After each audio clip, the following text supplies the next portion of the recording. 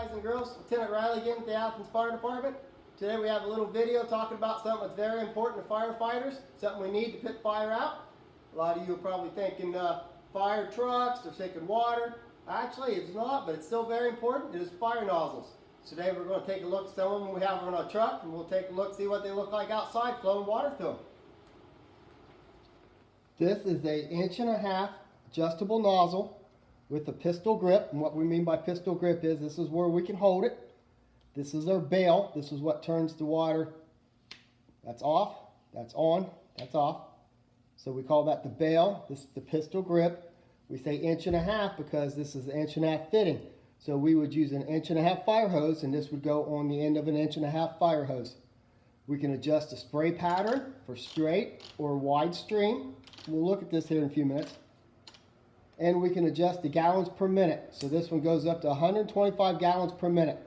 So what that means is if you have 125 gallons of milk and you replaced all that milk with water, because we're not shooting milk out through here, right? We're shooting water. It would shoot out 125 of them gallons in 1 minute. So that's quite a bit of water, isn't it? This is one of the ones we use the most on all of our fire trucks, so we would refer to this as like the workhorse of our fire nozzles, because again, it's what we use most. We have it marked on which engine, or otherwise which truck it goes on. So if you look here, we know that is off because one, it says closed, right? And two, see that right inside there? That's a little ball, and that little ball is called a ball valve, and it actually stops the water. So if you watch, when I open this up, you watch that ball valve. See how it turns? And that ball's got a hole in it. Now the water's going out. So that's on. That's off. Ball valve. Pistol grip. 1.5 inch adjustable nozzle. So let's take a look at this outside. Whatever you want.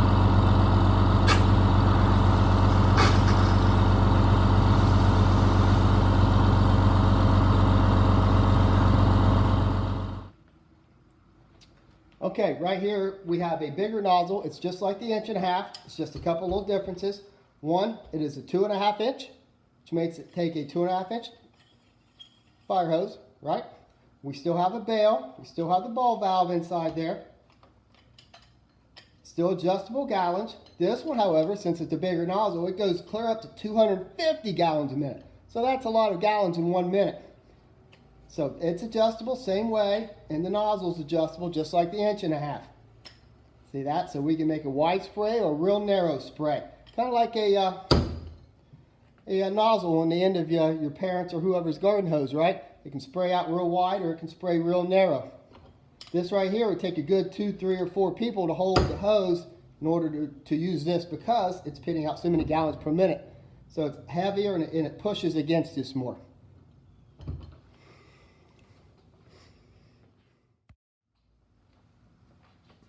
Okay, this is a 2.5 inch play pipe. These are one of the earliest fire nozzles ever in the fire service. They've been around for over 200 years. No one really quite remembers why they're called play pipe. It's one of the things that's lost in history. This one here has double handles, right? So they're big, so we can get our gloved hands in there. We got our bail.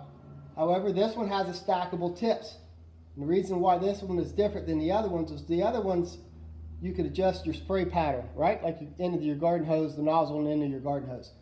This one is not like that. This one shoots out one solid stream. So imagine your garden hose, if you took off the nozzle and your water coming out of the garden hose, that's kind of what this looks like, just with a lot more pressure. And speaking of pressure, see, these are called stackable tips. So this one right here is the smallest one. It's going to put out less gallons per minute, but it's going to shoot the water farther. And then as we go down, more gallons per minute, but it won't shoot the water as far. So we like these because they shoot farther and it's a solid stream. So if something's on fire, it hits whatever it is on fire and breaks it up and makes it easier for us to put it out with.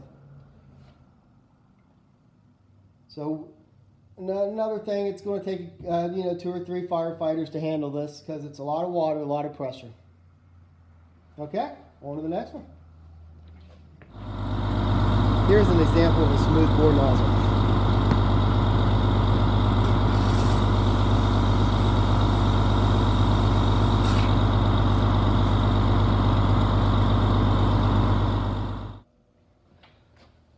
Okay, now, last but not least, one of the ones that we do not use very often at all. These are called cellar nozzles. We use these to put out fires in cellars or basements.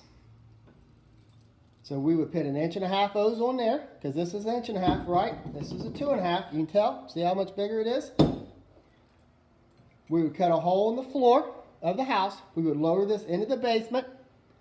Then we would have the fire truck send us water. And once this water got to here, this would spin. And when it spins, it throws out the water all over and puts out the fire. Now you notice there's no bail to turn these off. That's because we're lowering them down into the fire, see? So we would have the fire truck turn the water off when we're done. That's an 1.5 inch. This is a 2.5 inch. Same concept, just a different size.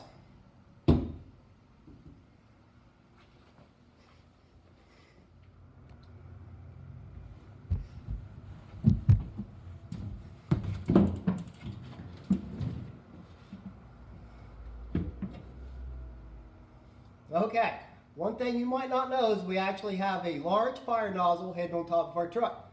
See it right here?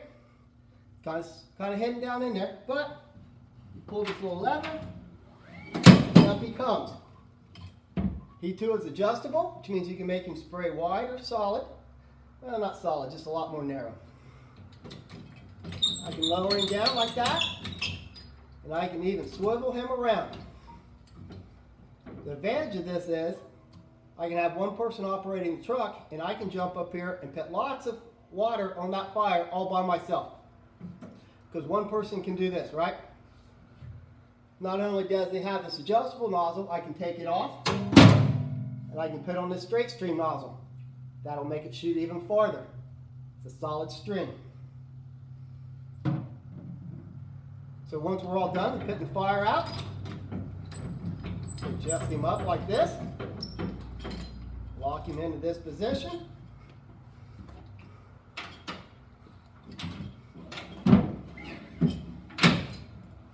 lower him back down. How nifty is that?